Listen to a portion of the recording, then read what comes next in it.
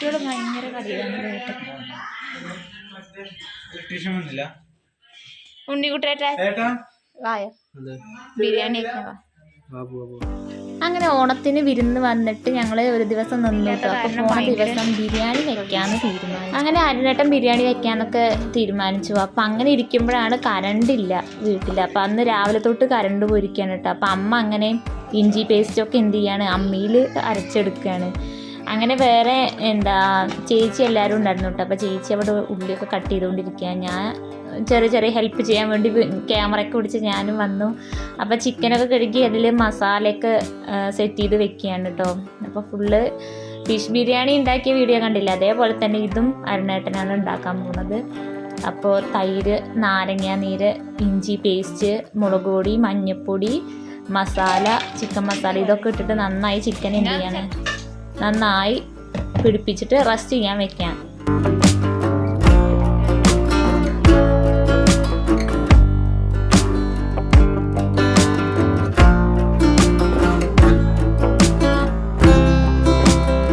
അങ്ങനെ ചിക്കൻ സെറ്റാക്കി റെസ്റ്റ് ചെയ്യാൻ വെച്ചു. അപ്പം ഞാനും ചേച്ചി അവിടെ എന്തോ ചെറിയ പണിയിലായിരുന്നു. അപ്പോൾ അനിയനാണ് ഇപ്പോൾ ഫോൺ യൂസ് ചെയ്യണത് കേട്ടോ. അപ്പോൾ അവന് ഏൽപ്പിച്ചു ബാക്കി ക്യാമറ, ഞാൻ ഓരോ ഹെൽപ്പ് ചെയ്യാൻ വേണ്ടിയിട്ട്. ബാക്കി കുക്കിങ്ങും കാര്യങ്ങളൊക്കെ അരുണേട്ടൻ തന്നെ ഏറ്റെടുത്തു. അങ്ങനെ ഫസ്റ്റ് ചിക്കൻ ഫ്രൈ ചെയ്തിട്ടാണ് ബിരിയാണി വെക്കാൻ പോകുന്നത്. അപ്പം അങ്ങനെ ചിക്കൻ ഫ്രൈ ചെയ്യണം.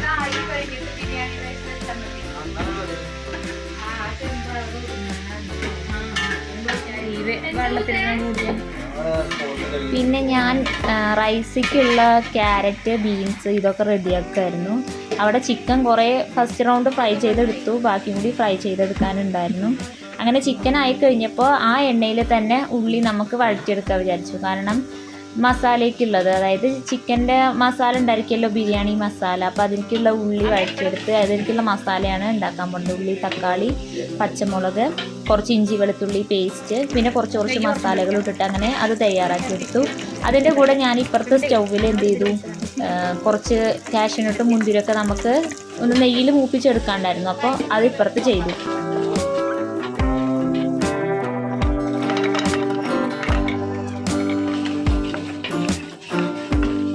പിന്നെ അരുണേട്ടൻ്റെ ഒരു മെയിൻ എന്താണെന്ന് വെച്ചാൽ മസാലയിൽ കുറച്ച് തൈര് ചേർക്കും കേട്ടോ. അതിപ്പോൾ ചിക്കൻ കറി വെക്കുകയാണെങ്കിൽ തന്നെ ഒരു തൈരിൻ്റെ ഒരു എസൻസ് ചേർക്കും. അത് ടേസ്റ്റാണ് കേട്ടോ, പൊതുവേ കഴിക്കാനൊരു ടേസ്റ്റാണ്. അപ്പോൾ അങ്ങനെ ചിക്കനിക്കുള്ള മസാല റെഡിയായി. കുറച്ച് മല്ലിയിൽ ഇട്ടിട്ട് സെറ്റ് ചെയ്ത് കഴിഞ്ഞു. ഇപ്പുറത്തെ ഞാൻ ഉള്ളി മുരിപ്പിച്ചെടുക്കുമായിരുന്നു കേട്ടോ റൈസിക്കുള്ളത്. അങ്ങനെ ഇരിക്കുമ്പോൾ ഏമി അടുക്കളയ്ക്ക് വന്നിട്ട് അവളുടെ ഓരോ കഥകൾ അവിടെ പറഞ്ഞ് ഞങ്ങൾ ചിരിക്കുകയായിരുന്നു.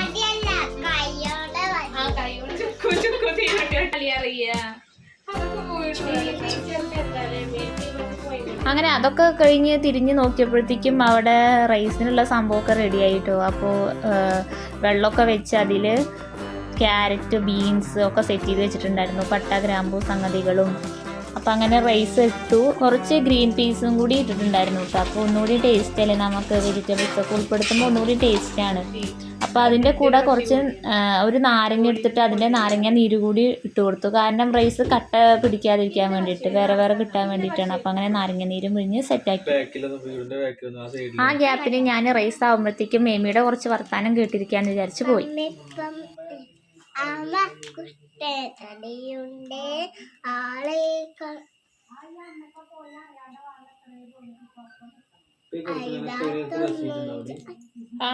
അത് തരും നമുക്ക് തരും നന്നായി.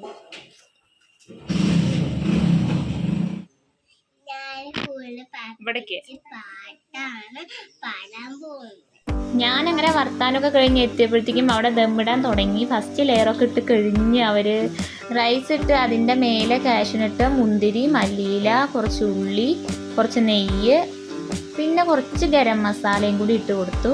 അതിൻ്റെ മേലേന് ഇനി നമ്മൾ നേരത്തെ റെഡിയാക്കി വെച്ച ചിക്കന് ഇട്ട് കൊടുക്കാൻ പോണത്. ചിക്കനും മസാലയൊക്കെ കൂടിയിട്ട് കുറച്ച് ചിക്കനും മസാലയും നമ്മൾ താഴെ ഇട്ട് കൊടുത്തിട്ടുണ്ടായിരിക്കും. അതിൻ്റെ മേലെയാണ് റൈസ് ഇട്ടത്. അപ്പോൾ ബാക്കിയുള്ള ചിക്കനാണ് നമ്മളിപ്പോൾ ഇവിടെ ഇട്ട് കൊടുക്കാൻ പോണത്. ഇതിൻ്റെ മേലെ നമ്മൾ വീണ്ടും ബാക്കിയുള്ള റൈസും കൂടി ഇട്ട് കൊടുത്ത് അതിൻ്റെ മേലെ ഇതുപോലെ കാഷ്യൂനട്ട്, മുന്തിരി, മല്ലിയിലൊക്കെ വെച്ച് ഒന്നുകൂടി സെറ്റ് ചെയ്ത് കൊടുക്കുകയാണ് ചെയ്യുക.